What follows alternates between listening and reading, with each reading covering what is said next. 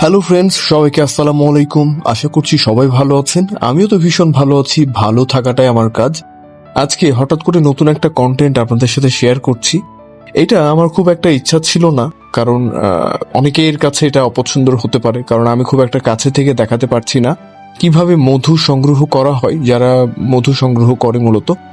আশা করছি অনেকেই বুঝতে পারছেন ভিডিওটা দেখে। এখানে তারা একদম উপরে উঠে মুখ বেঁধে তারপরে একটা পাতার সাথে, অনেকগুলো পাতার সাথে আউড়ের কিছু একটা টুকরো বা অনেকগুলো আউড় একসাথে নিয়ে একরকম ভাবে ধোয়ার মতো আগুন জ্বালায় এবং সেটাকে দিয়ে ধোয়া দেয় তারা, এবং ধোয়া দিতে দিতে আস্তে আস্তে মৌমাছিগুলো তাড়িয়ে দেয়।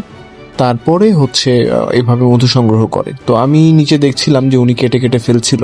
এইগুলোতে মূলত মধু নাই। উনি যখন উপর থেকে কেটে কেটে ফেলছিল এবং প্রত্যেকটা জিনিস চেক করছিল যে মধু আছে কিনা, তখন আমি ভাবলাম যে নিচে যেগুলো ফেলে দিচ্ছে ওগুলোতে কি কোনোভাবে একটুও মধু পাওয়া যায় কিনা।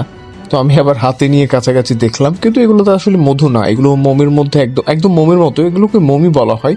তো এই মোমগুলোর মধ্যে মধু নাই, কিন্তু দেখে একটু মানে ভালো লাগার একটা ব্যাপার আছে, যে একটু মজার জিনিসটা দেখতে এরকম। তো মূলত মধুটা হয়েছিল ডাব গাছের মধ্যে। ডাব গাছের ভেতর যেহেতু পুরোটাই ফাঁপা থাকে, আপনারা সবাই জানেন, তো এক সাইড একটু ফাটা ছিল, সেই ফাটা জায়গা থেকেই ঢুকে চলে গেছিল ভিতরে, এবং অনেক ভেতরে পর্যন্ত তারা এখানে মধুর বাসা করেছিল। আর আমি আসলে পুরো বিষয়টা বোঝার চেষ্টা করছিলাম যে কিভাবে কি হচ্ছে। তো উনি আবার দেখলাম যে উনি কেটে কেটে মধু কেটে কেটে হাঁড়িতে নিচ্ছিল, এবং সর্বশেষ উনি যখন মধু নিয়ে নেমে আসলো তখন দেখলাম এই যে মোমের মধ্যে অনেকগুলো মধু ছিল, এবং সরাসরি একদম টাটকা মধু মোম সহ মুখে নিয়ে খেয়ে আমার মানে একদম ভীষণ ভালো লেগেছে।